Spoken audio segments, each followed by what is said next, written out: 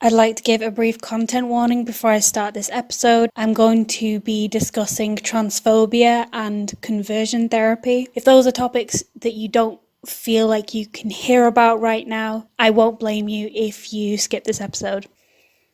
Hello, my name is Amber, and this is You Look Like a Badger, a monthly podcast where I discuss queer cinema. It is October, it's officially Halloween, we're allowed to celebrate it, and I discuss queer horror in October. The title that I give this month is It's Under Your Skin, because it sounds creepy and weird. So, the film that I'm discussing this month is They/Them. I don't want to waste my soul fighting this thing. Just want to make it go away. Sometimes I wish I was invisible. I want to live my life. I want to fit in. I want to be loved. They/Them is a slasher horror set in a conversion camp where the counsellors have taken on a new tactic for heterosexualising the queers. God has been taken out of the picture, and the owner of the camp, Owen, played by Kevin Bacon, insists that he's actually okay with gay and trans people. Where many of the campers breathe a sigh of relief, there is a far more sinister underbelly to his niceties. This is on top of the fact that there is a killer picking people off, seemingly punishing them for their hypocritical, creepy actions. Jordan, our protagonist, seeks to survive to the end of the week so they can finally be emancipated from their parents. But this is not without experiencing the horror of prescribed gender roles and reductive ideas about sexuality. Very much panned by straight and gay people alike, audiences found that this film's attempt at sincerity was incredibly disingenuous, cringe and offensive, with director John Logan, a gay man himself, seemingly failing to connect with a young queer horror audience like he wanted to do. Now, this film is pretty much disliked by everyone. Like, all people seem to hate it. On Rotten Tomatoes, it has a critic score of 33% and an audience score of 25%, and on Letterboxd it has a 1.7. I'm going to go straight into the reviews, basically because I think there's a lot to discuss on why people didn't like this film, and I will reveal how I felt about it, but I think it's important to kind of suss out what went wrong and why people kind of hated it. So I'll read some reviews first. So I'm getting these from Letterboxd, and these are some of the most popular reviews on there right now. So the first one is from Clementine, who says, "No sane gay person would ever vogue to Fucking Perfect by Pink, please be for real." First point, this is not engaging with a Gen Z audience in the way that I suppose other kind of newer straight to streaming films have.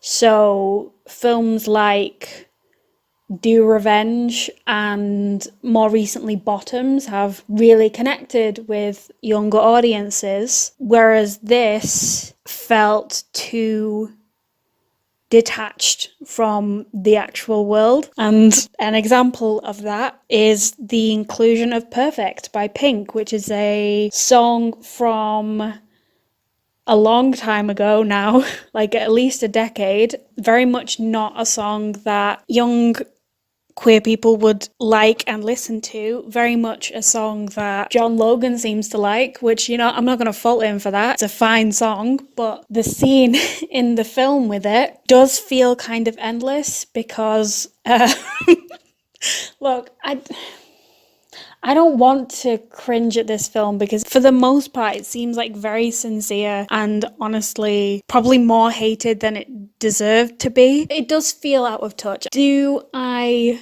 want a film that is trying to connect with me as a young person? I don't know. Some of the films that connected with a Gen Z audience have not connected with myself, but apparently they encapsulate the young queer experience. This review, yes, it is it is funny and kind of almost unintentionally horrific how sincere that moment in the film is. I had to, for this podcast, I rewatched the film and I had to mute that scene because I couldn't stand to sit through it twice. I will get into what it is about it that's making me cringe, but I'm not the only person, and for a lot of people, the fact that it seemed so disconnected from the modern world was a massive turn off for people. So the next review is from one who says, incredibly dull motion picture that genuinely made me miss when gay people were offensive stereotypes. I guess another thing would be, we're kind of in a period of time where representation is very much on the minds of people making movies and TV and books. Unfortunately, what it can feel like is someone like ticking boxes, where in the past gay people could only be like villains or the first people killed. So I suppose the criticism here is the bite of horror is absent in places. I will get into whether I think this film's horror actually works. But in terms of the actual representation of gay people, it feels quite intentional. The way the film goes about not making queer people the villain, and what we can take from that in terms of queerness being profitable now. So if we have this, this, and this in the film, people will watch it. So a lot of the marketing went viral specifically because of the name. It's a set of pronouns, they're gender neutral, they're playing on the slash, like the slasher, and it's specifically a film about a non-binary teenager being sent to a conversion camp. In my opinion, a lot of this feels like teething issues, along with the point that I was making before of someone being kind of out of touch with young people. So a lot of it feels like trying to work out where queer people are going to fit in stories now that they're essentially a part of the world in the way that they weren't before. So now that they have to be people, how do we go about writing them? A lot of writers, production companies, are really struggling to include that because a lot of queerness, LGBT identities are quite radical. And in order to appeal to the most people possible, those edges have to be like sanded down. Hence the inclusion of pink and the fact that a lot of the characters in this film are kind of one-dimensional because it's trying to reach a big audience. So the specificity is kind of missing. Whereas I guess in films like The Silence of the Lambs, the villain's like right there, and he's really weird and interesting, and his legacy has kind of outlived the film in many ways, good and bad, but it's memorable. Whereas I think a lot of this is trying to be too much at once and not really succeeding at any of it. But I definitely liked it more than the other attempts to appeal at younger audiences. By the way, I'm only just in Gen Z. The term is like a cusper. So I am technically the target audience for these kinds of films, but many of them are like about teenagers. And, this is like a separate point, but the fact that I don't like a lot of them might be an indication that I should just stop watching them. I don't know. It's hard to work out whether I personally don't like something or it's just not made for me. The next review is from Sarah Criley, who says, confused about whether it wants to be a slasher movie or a morality play in the tone of High School Musical. Either way, it's ham-fisted in its delivery, but not self-aware enough to be camp. I had a lot of issues with the way that people the way people talk about horror in general, where they'll say stuff like, it's not scary, and a really big kind of annoying thing that I see as a critique of films is that it didn't do what I wanted it to do. So sometimes a film will deliberately subvert expectations, and sometimes a film just didn't go the way you wanted it to. And look, I'm definitely guilty of not liking a film because I wanted something else to happen, and instead it didn't. But I think that doesn't indicate that a film's bad. A lot of people's criticisms were regarding this film is that it was marketed as a slasher, but then the slasher villain who's roaming around the camp is almost like secondary because the actual horror of the film is the conversion therapy. So I was really confused when a lot of criticism about the film was that it said it was a slasher, but then it spent like no time being a slasher. Whereas like, yeah, that's kind of the point, actually. The slasher villain is there, but comparatively, that villain isn't as scary as Owen or any of the creepy camp counselors. I will accept the criticism that this film is very didactic and on the nose and not really in touch with young people. But I will not accept the criticism that the horror isn't effective in this film, because anyone like paying attention will see that the horror is meant to be the transphobia. Like, that actually seemed like the most obvious part to me. But then again, I'm the smartest person in the entire world, so. My opinion is that there's a lot to talk about in this film, and I've said this in other episodes before, but I get frustrated when a film goes viral for being terrible because it kind of floods the reviews section with not interesting criticisms. I want people to talk about the way that it kind of misrepresents the queer experience or whatever. It's hyperbole on the internet, so I'm not expecting people to fully agree with the way that I watch a film, but I go into a film wanting to like it. When I watched this the first time, I didn't sit down and try to hate it. I wasn't finding things to hate about it. I was trying to understand what it was doing and how it was doing it and whether it was doing it well. That's how I like to watch things, I seem to get more from this than other people did. Now, by no means do I think this is the best horror film that I've ever seen in the entire world, but it's not unsalvageable and it's not uninteresting in what I was trying to say. I think particularly in what I was doing with genre, that's what this podcast is for, to just be like, particularly this season, to just be like more in depth with stuff that people disregard. Again, because I'm the smartest, bestest podcaster in the entire world.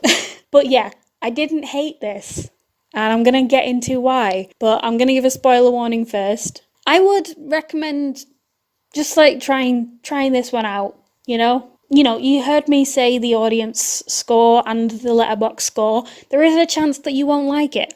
You will probably not like it, actually. It's statistically more likely that you won't like it. But, watching it and trying to understand it is better than not in this case. I would at least recommend giving it a go. But I am going to be talking about the plot and stuff that happens in it, and I'm also going to reveal who the killer is. So if you don't want to know any of those details, go away now and watch the film, and then come back and listen to the episode. It can't have been easy choosing to live this way. It wasn't a choice. I understand. I suppose if I had been of your generation, I might have chosen to become a boy too, so they wouldn't be so disappointed in me. Do you think your parents are disappointed in you? Sometimes. That must make you sad. Or angry. Both. Sure, I know. Because no matter what you do, you'll never be good enough. Or straight enough. Or man enough. Or woman enough. It's like you're nothing to them. You're not even a freak. You're nothing. So what do? You try to make yourself special. So they'll see you. So they'll notice you. So they'll love you. You become they. In an interview, John Logan said that the inspiration for this film was the film that he wanted to see when he was 13. So I did mention it before, but John Logan is gay. So all of the people criticizing this film for like glomming onto queer identity, they are wrong. This is a gay man's experience. I guess where we'll start is the decision to make this a horror film, because it definitely could have been like a straight drama, and well, not a straight drama but like a drama like The Miseducation of Cameron Post or Boy Erased, two other films about conversion therapy. And I think, you know, it probably wouldn't have made as big a splash. Less people would have watched it, but I think less people would have hated it as well. I think the fact that it was making an attempt at a genre film was quite insulting to a lot of people, at least from what I've read. The horror genre is kind of perfect for representing the queer experience. It's a queer genre kind of as a whole already, because it is taking our repressed fears and desires and making them tangible and usually ready to fucking murder us, you know? Or at least make us very, very scared. The ways that this film is in conversation with the horror genre on the surface feel quite cliche, so it is very purposefully signaling to us this is a horror film and it's set in a camp. So already there are so many Friday the 13th ripoffs that it's honestly exhausting. It's a very American tradition. So in terms of like American horror, it's kind of a very obvious setting. We also have Kevin Bacon in this film, who was in the original Friday the 13th. So again, we're drawing the audience in with those two things. It's called the Whistler Camp, and underneath the camp name is like the tagline. That's not the right phrase, but it's what I'm going to use. The tagline: respect, renew, rejoice. So yeah,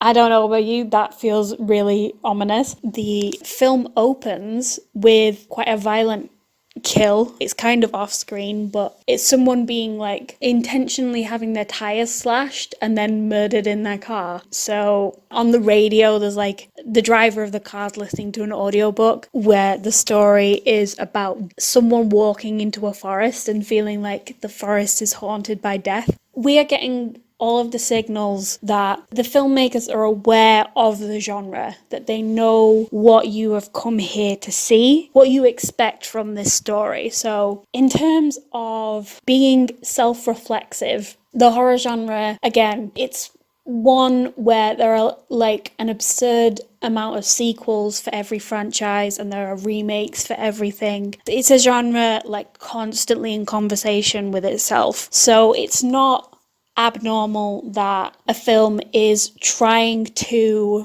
draw attention to itself and the ways that it's aligning with those cliches and the way it's subverting from them. What people had an issue with, and I spoke about this before, is drawing attention to all of this, having a killer appear in the first scene, and then having the killer be kind of just hanging out in the background where no one's kind of aware that they exist. So there isn't really a huge threat. The killer very specifically isn't threatening the campers. In terms of what we expect from a slasher, we expect to see an opening death, and then for that death to inform the way the protagonist goes about the film. Now, the way that people were criticizing this film is that the killer does appear to Jordan in the forest, but then she kind of just hangs out in the background and is surreptitiously murdering counselors and only really reveals her identity, her plan, right at the end. So a lot of people were frustrated that more murders weren't being done.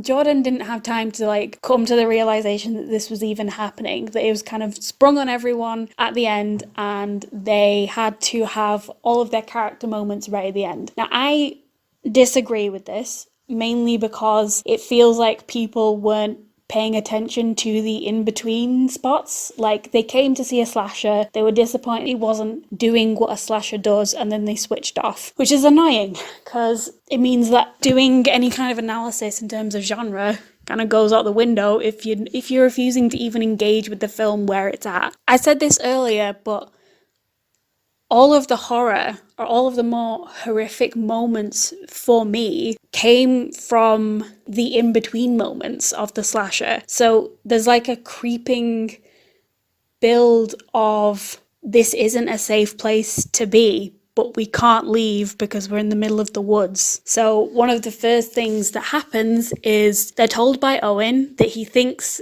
gay is okay, but we are here to make sure that you pick a normative gender and sexuality. We're going to take all of your phones and then separate you by gender. And then Jordan is just like sat there in the middle like, hello, I'm non-binary. I very explicitly don't fit into the gendered cabins that you have here.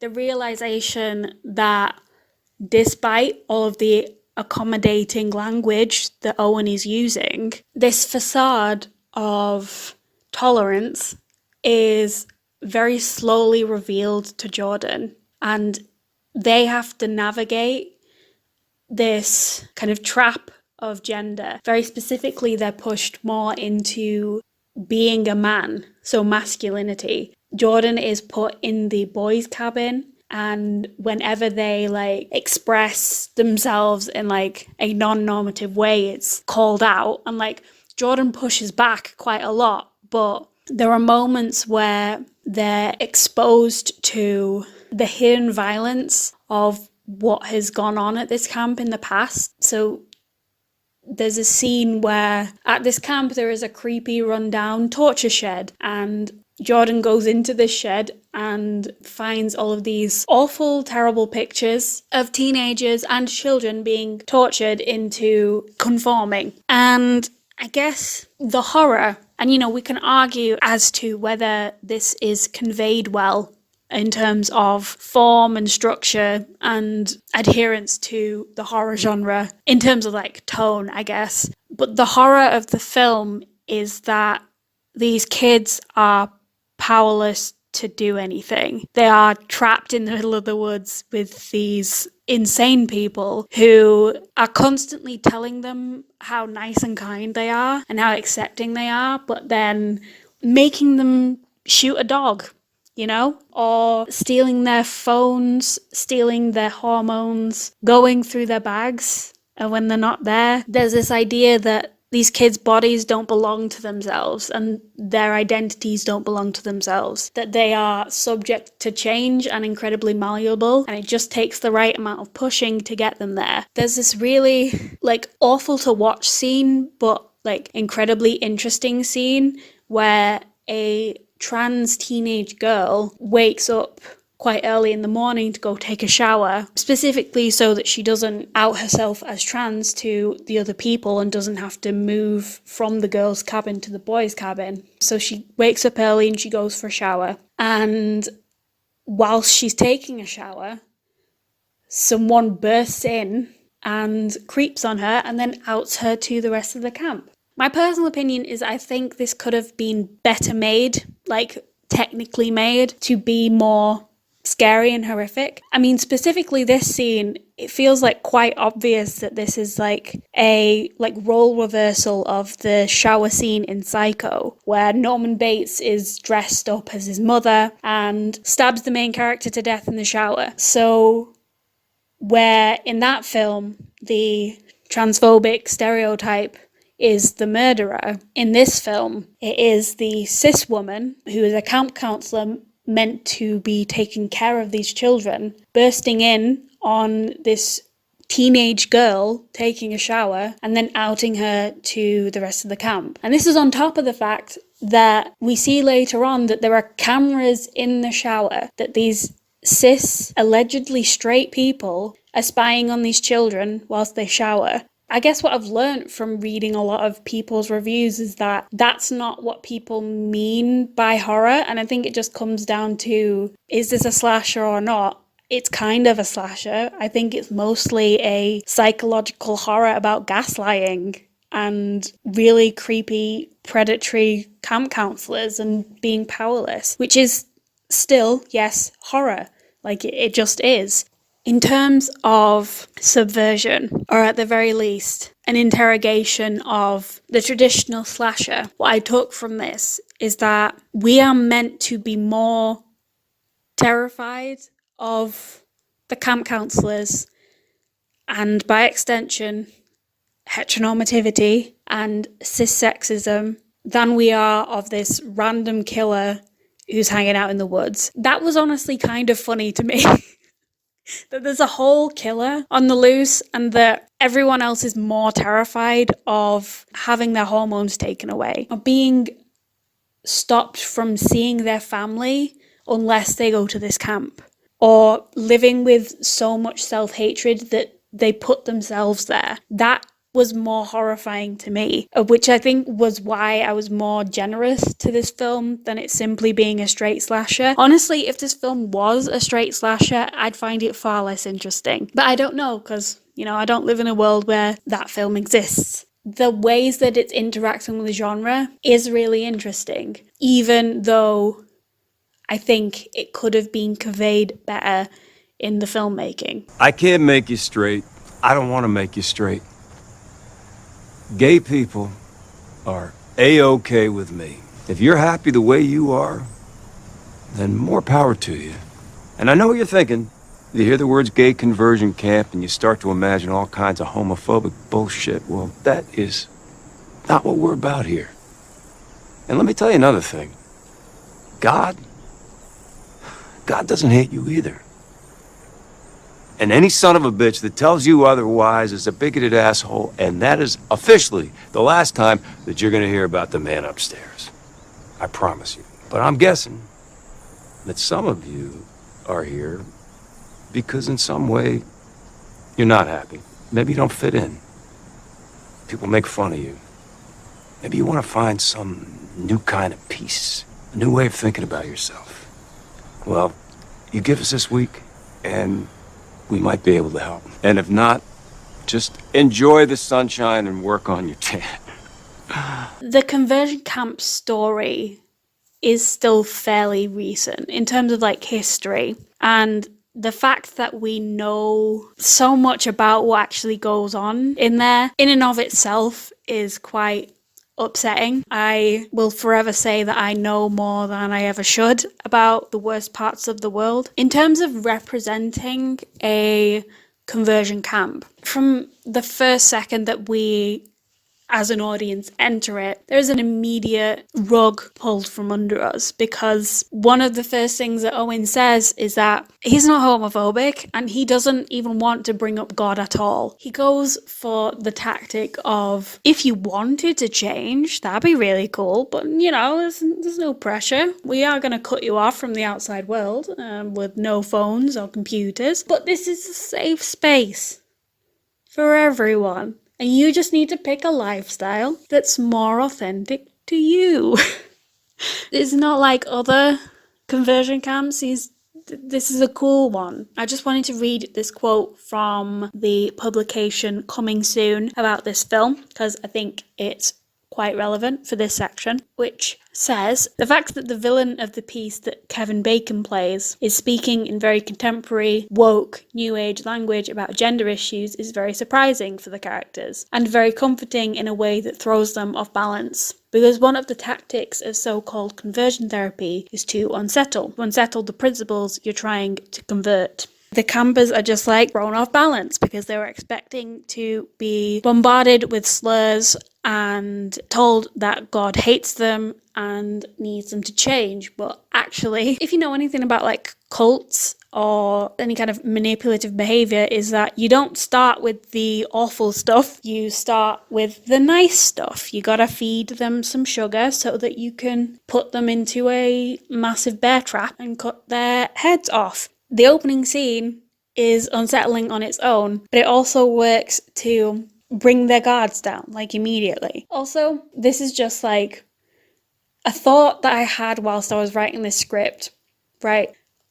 And this is my own theory and I don't know how much this is true because I've read like interviews with John Logan where he very sincerely used Pink's song Perfect, right? And I believe him. I believe him when he said that he wanted to put this song in because he thinks it's a song that preaches confidence and he wanted people to feel good whilst watching this scene. But all I could think when I was writing this script is that this song feels like something that would be played at like a Christian pie. Okay, if this was a comedy film and you wanted to convey that people were like frumpy and out of touch, you'd use a song from like a decade ago. Honestly, it kind of works because all of these people have kind of been sent to conversion camps by their religious parents, right? So the idea that they all grew up very conservative Christians and that this song, Perfect by Pink, is the most radical that they could get, honestly kind of aligns with everything, doesn't it? Like, doesn't it? Because, okay, if they were suddenly listening to Kim Petras or Dorian Electra, would that make sense for these characters? Because aren't they all like from very religious backgrounds? Would they have access to those kind of people? I don't know. Maybe. Or, right? Maybe this song, in a way, works to convey that these people are really sheltered and that this is as radical as they could possibly get. I honestly think, like, it was honestly like a light bulb moment for me because it makes so much sense within the context of the film, but it absolutely was not intentional. Like, it can't have been. But I really believe it, and it honestly kind of makes that scene make so much more sense. Owen, Kevin Bacon's character, makes a specific point to mention that there's going to be no mention of God. Okay, so like he's like, what you know about conversion camps is false. We're not even going to talk about God. All right, it's not even that deep. We're just going to talk about our genders and how they shouldn't be what they currently are. Okay, as we're kind of drawn deeper in, the film is showing the ways that the summer camp is prime ground for gender divisions and expressions of normative gender. So immediately they're split up and put into separate cabins. They are separated to do separate gendered activities. So the girls go and make pie and the boys go and shoot some targets. If we're being honest, there aren't that many camp activities that they do. They do like a therapy circle. They go and, they do the shooting and the making pie. They're made to go hang out in the woods all night, fun camp activities. It's definitely something that could have been worked on. Honestly, kind of hard to tell how much time has passed in this film.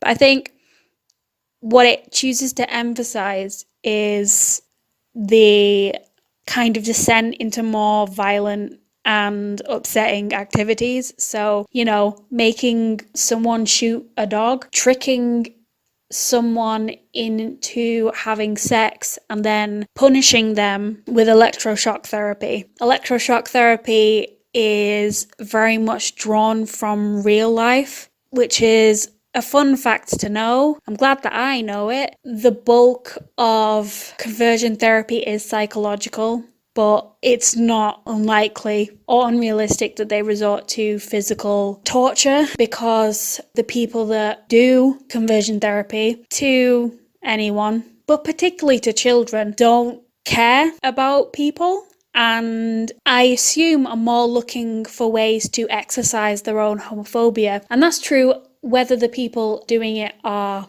gay themselves or not. I want to make clear, if for any reason you have participated in torturing children, that I do in fact think you're evil. Change your ways now, because whatever God you believe in will not be okay with the life that you're living. I have a quote from John Logan about what he chose to represent and what inspired it for, I guess, the horrors of conversion therapy in this film. So he said, I had met some people who had gone through conversion therapy and were very generous with their stories. What they told me was harrowing because it's this witch's brew combination of physical torment, things like sleep deprivation, forced marches, food deprivation, and even more insidious psychological assault, where their very identity is being questioned and assaulted day after day after day. Those stories really stayed with me. When you hear stuff like that, it really does make sense as to why this was the focus of the film. For me, the most upsetting scene, and it was the exact same when I watched it the second time, the scene where the therapist is talking to Jordan and is just kind of repeatedly saying, why did you choose to be like this? Listing all of these reasons as to why their identity is as it is right now. And it's really upsetting because it feels quite real, actually. There were like echoes of arguments I'd heard against non-binary identities online and such about what it means to be trans, and it felt quite real and honest and really quite horrific. And what's worse is that all of this behavior is kind of masked behind this, like, I can't even describe it. It's like this like censored gloss version of people. So a line that I wrote down is that I think when Molly confronts Owen about the treatment that the kids are going through, he says to her, do you think people around here give a hoot about a bunch of pervert kids? That line is so fucking funny to me because it's really evil. It's an evil thing to say, but it's the dissonance of choosing to not swear when you say when you say something like that. You just called a bunch of children perverts, but you can't say the word shit. There's this kind of like veneer around, it's not specific to Christianity, but I think they're the main kind of culprits for it. They kind of have the face for it, where they're preaching this kind of morality and then also doing some of the most heinous shit. It's that dissonance. I think it is funny, but it's also deeply horrifying. Honestly, more real than I think people gave this film credit for. In terms of the killer, it makes so much sense that she's been a victim of conversion therapy. She's like a representative of the trauma that came to be. And her speech at the end feels pertinent because she talks about how this whole process is for hollowing out the children and then inserting their identity into them. Her quest is like, I'm willing and ready to die for this. Like, I think she says to Owen, you're gonna be burning in hell next to me for what you've done. The stakes, I guess, of the film are surviving to the end of the week. They're kind of encapsulated in the various trials that they're put through. And that for Jordan, being defiant in their gender expression and not simply adhering to masculinity, as Owen is pushing them to do, is what is survival for them. But for Angie, who is of like a different generation and has already been through conversion therapy and somehow survived, for her, survival means taking revenge. So I think there's a generational difference represented here in that children are our future, teach them well and let them lead the way. The next generation is defiant in the ways that they express themselves, right?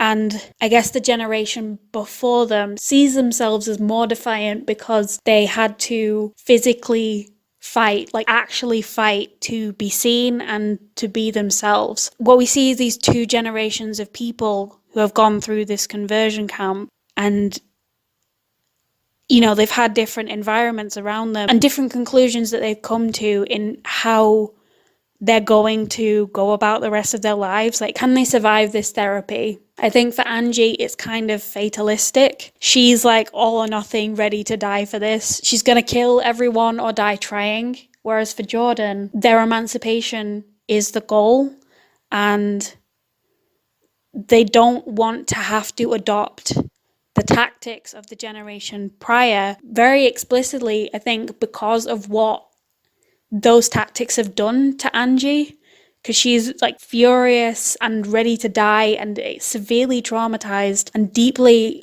unhappy and, you know, a vicious killer. A lot of people did not like the ending where Jordan rejected the opportunity to kill. I'm going to get into that in the next section. In terms of what it means for the impact of conversion therapy, it does feel like more of an attempt to represent it as failing the kids in a different way and not being as effective in the way that it breaks people's spirit. Now, granted, we don't know how much conversion therapy Angie had to endure. The film only takes place over a couple of days, so it's quite unclear. But for most of the people we see in the film, it's all about endurance. Whereas I think for the generation prior, they have endured and they're ready to like destroy everything. There's a cynical part of me that kind of agrees with people where this feels like more of letting people off the hook, and that of course it would have been more satisfying had Jordan shot Owen in the face and gone, fuck you, die bitch, die. It's a lot harder for a horror film to not go where we're expecting it to.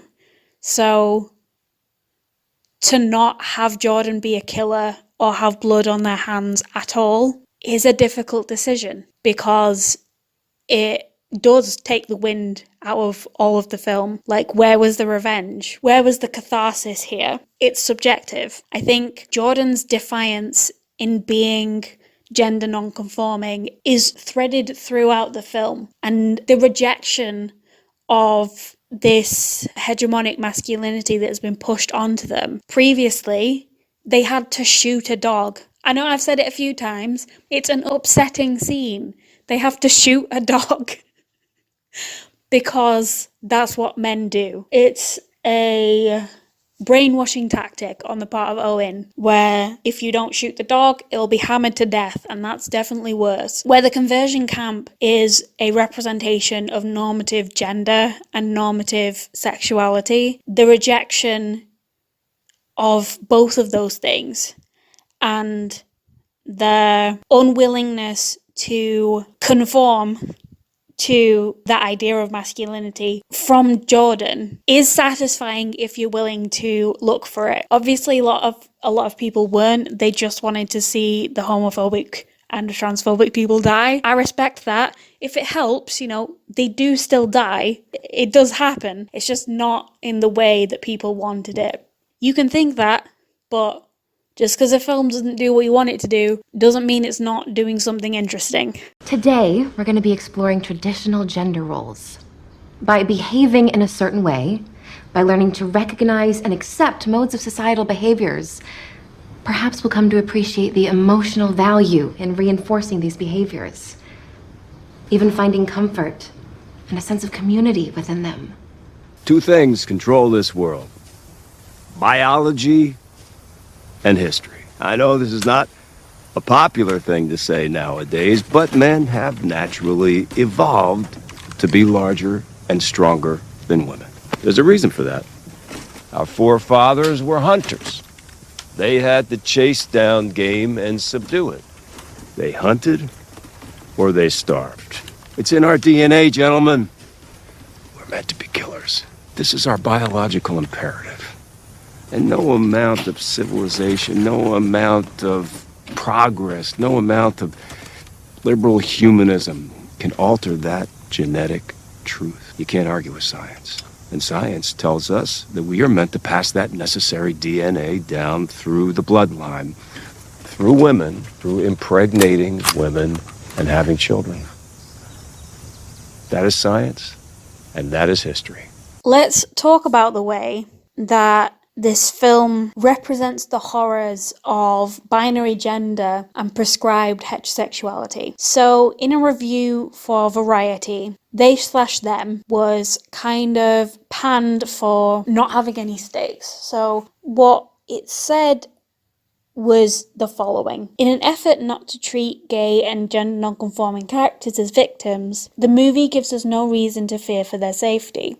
You know, I discussed in the previous section why that's untrue, but what I also think is it kind of misses the point of what the film is actually exploring. At the end of the last section, I spoke about how Jordan's gender is kind of constantly at the centre of this film. They're non-binary, but they are pushed into behaving more masculine. This is in spite of the fact that at one point they just straight up wear a dress. That act is specifically triggered by the fact that Alexandra has been put in the boys' cabin and has been told to wear boy clothes. In many ways, Owen kind of sees the way that Jordan's behaviour aligns with masculinity, I guess, in the way that they present themselves and also how they're good at shooting, which now that I think of it is really the only kind of truly masculine behaviour that they all engage with, except, you know, gay sex, the most masculine thing a man can do.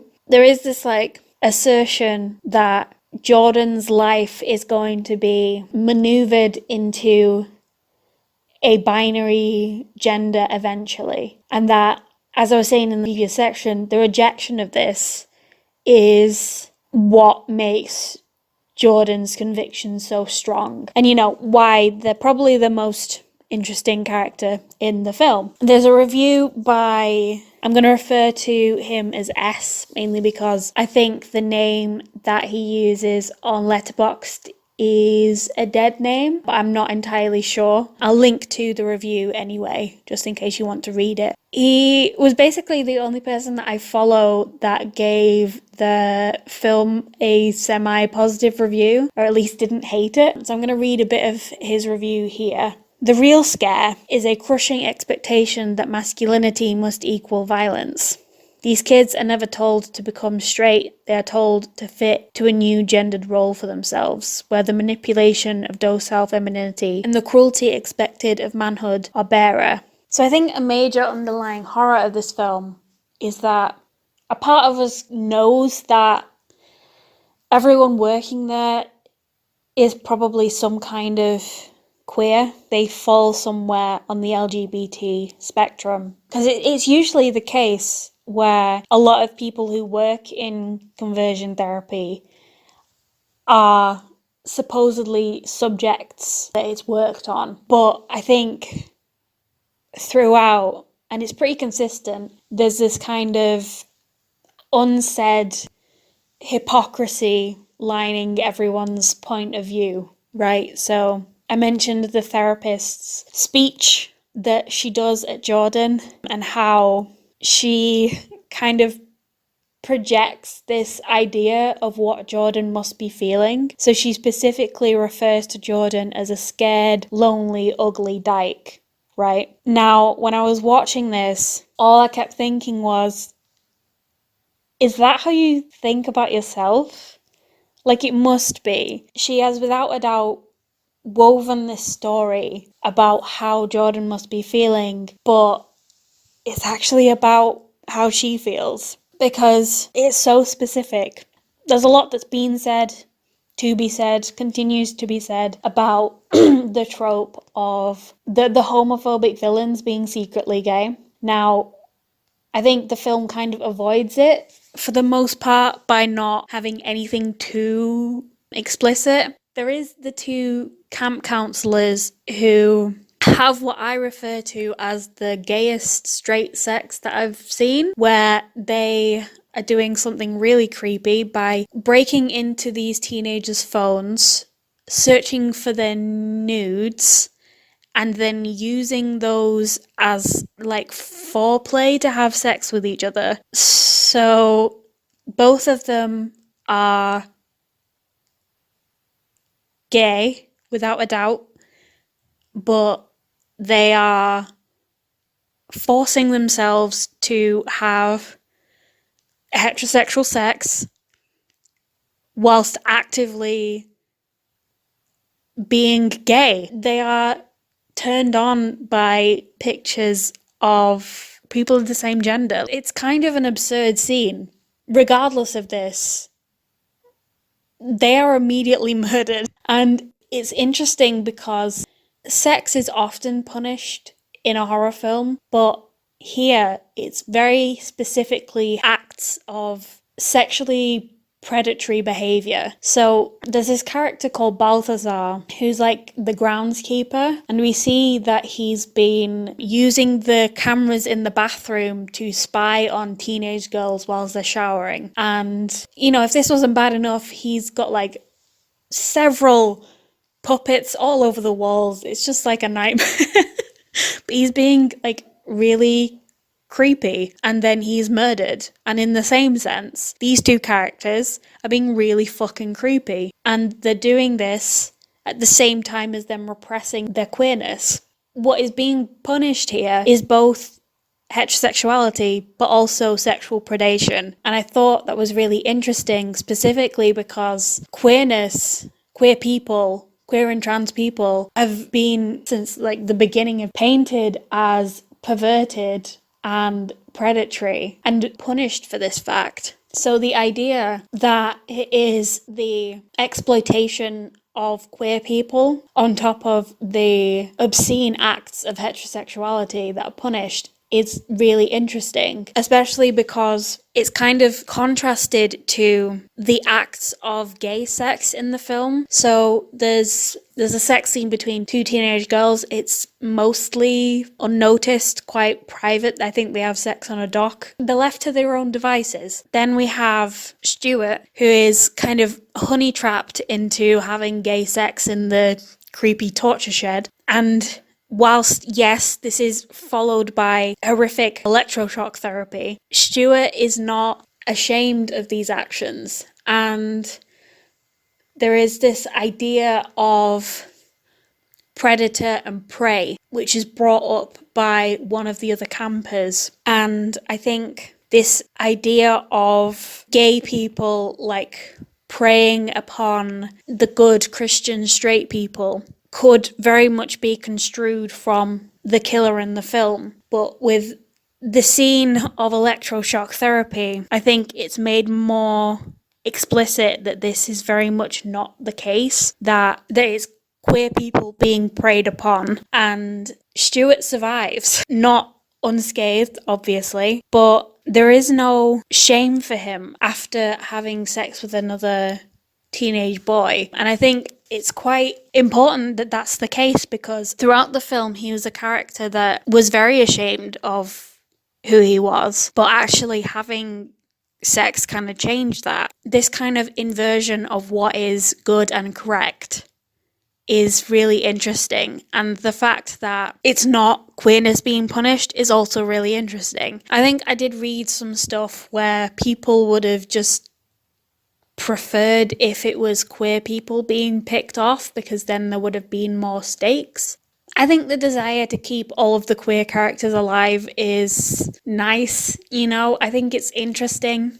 There's this film called The Blackening that very recently came out, where like the premise is all of the cast is black, so they can't all be the token black character who dies, right? Like that film, I guess this film is in conversation with horror and film in general, where it just kind of refuses to succumb to that trope and wants the queer people who are out and not ashamed of who they are to live to the end of the film, and the queer people who are inflicting violence and actual torture on other queer people to adhere to heteronormativity are very brutally murdered in a way that feels too on the nose, but from the reviews I've read, did not click with a lot of people. I've spoken for such a long time. Once again, do apologise. My phone battery is going to die very soon, so I am going to get this last section wrapped up quite quickly. Does it look like a badger? A smidge! A little bit. but not as much as some of the other films I've covered, in my opinion. This film is probably too didactic. I don't think that John Logan is a horror director, and you can tell, and I wish it would have been more interesting in terms of form, cinematography. The way that the tension kind of rises in the film could have been paced better. You could have added far more stakes if you'd fleshed out characters and established the relationships clearer, just so we have a reason to fear for their safety. But I disagree with the assertion that this film fails in terms of genre. I think it succeeds in subverting our expectations for a slasher and instead ends up being an exercise in gaslighting, where we are told how tolerant this camp is whilst also seeing the violence the counsellors are inflicting. I think the themes could have been more strongly highlighted, but I suspect that most people missed what the film was going for because they only watched it because they thought the title was silly. I have a feeling, knock on wood, that this film will get a reevaluation at some point for being okay, actually, and not terrible, rather than the worst thing to happen to queer cinema in the history of all time, with a score much lower than most other explicitly transphobic films. 2 recommendations, quick fire. Sleepaway Camp. Far more problematic, but a lot funnier, and has far more in line with like your traditional slasher film. So it follows a trans girl named Angela who goes to summer camp and kind of experiences a bunch of harassment from her bunkmates, from counsellors, from other campers, and she chooses to take her revenge. Now, this synopsis is going to be far different than from any other you're going to read. I am revealing that the main character is trans because it's meant to be like a plot twist right at the end. It's quite an iconic plot twist, specifically because it's meant to be a transphobic one. But I think a lot of trans people have kind of reclaimed this film because it articulates something about the way transphobia kind of occurs and how it's not taken that seriously, and that in terms of Sleepaway Camp, they have to take it into their own hands. Second recommendation is Titane, a recent release actually. It's about a serial killer who takes on the identity of a boy who went missing years ago in order to escape the police, and ends up assimilating into a grieving father's life in very strange ways. It's another film about gender, and they're both horror films, and they're horror films in different ways. I am done. I'm gonna leave you. Good God. Thank you for listening. I'm going to be doing my next episode in November on queer mysteries. If you want to stay updated, follow me on Twitter @likeabadgerpod. Follow me on Spotify, on YouTube, and on TikTok for full episodes and teasers. If you want to read some more of my work, you can find my writing at ambercanwalk.com. If you want to make a donation, you can donate to my Ko-fi, which I'll put in the description. I put everything that I have referenced in the description as well. Thank you once again for listening and bearing with me for this very long episode, and I hope to see you again in November. Goodbye!